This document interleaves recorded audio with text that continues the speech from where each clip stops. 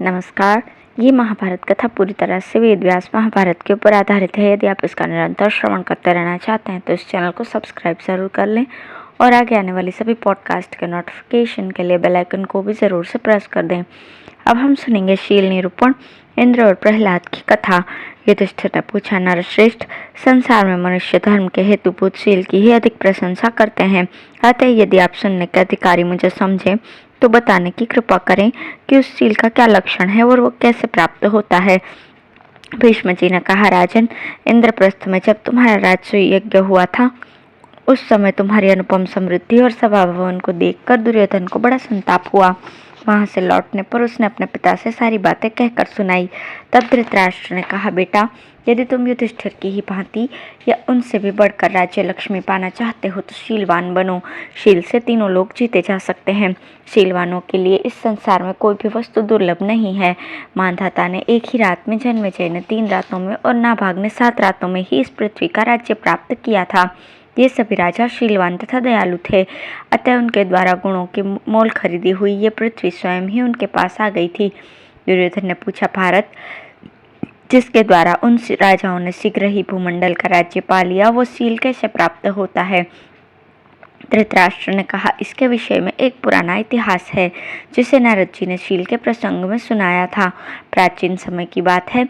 दैत्यराज प्रहलाद ने अपने शील के सहारे इंद्र का राज्य ले लिया और तीनों लोगों को अपने वश में कर लिया। उस समय इंद्र ने बृहस्पति जी के पास जाकर उनसे ऐश्वर्य प्राप्ति का उपाय पूछा। बृहस्पति जी ने उन्हें इस विषय का विशेष ज्ञान प्राप्त कराने के लिए शुक्राचार्य के पास जाने की आज्ञा दी। तब उन्होंने प्रसन्नतापूर्वक शुक्राचार्य के पास जाकर फिर वही प्रश्न दोहराया।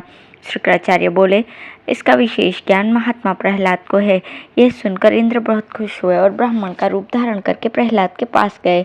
वहां पहुंचकर उन्होंने कहा, राजन, मैं श्रेय प्राप्ति का उपाय जानना चाहता हूँ, आप बताने की कृपा करें।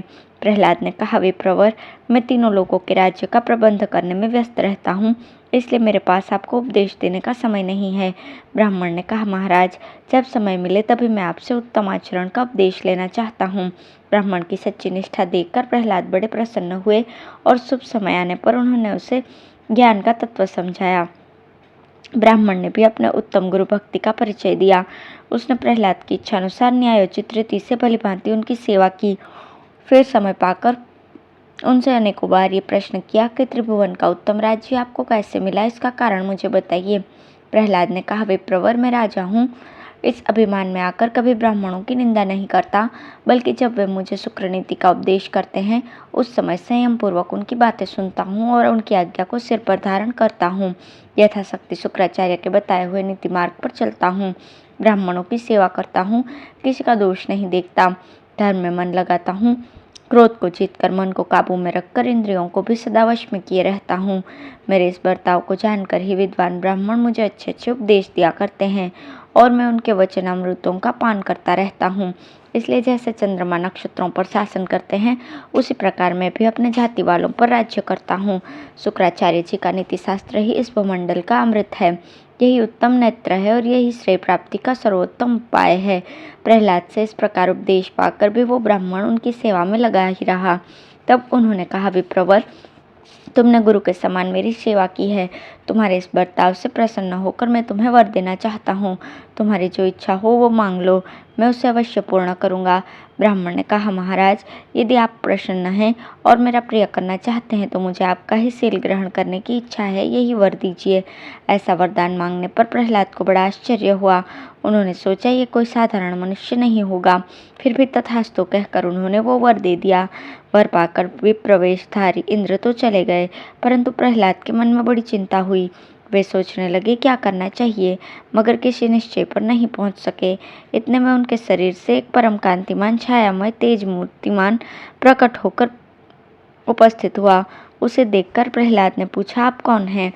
उत्तर मिला, मैं शील हूँ, तुमने मुझे त्याग दिया, इसलिए मैं जा रहा हूँ।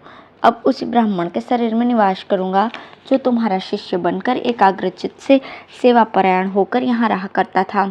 यह कहकर वो तेज वहाँ से अदृश्य हो गया और इंद्र के शरीर में प्रवेश कर गया।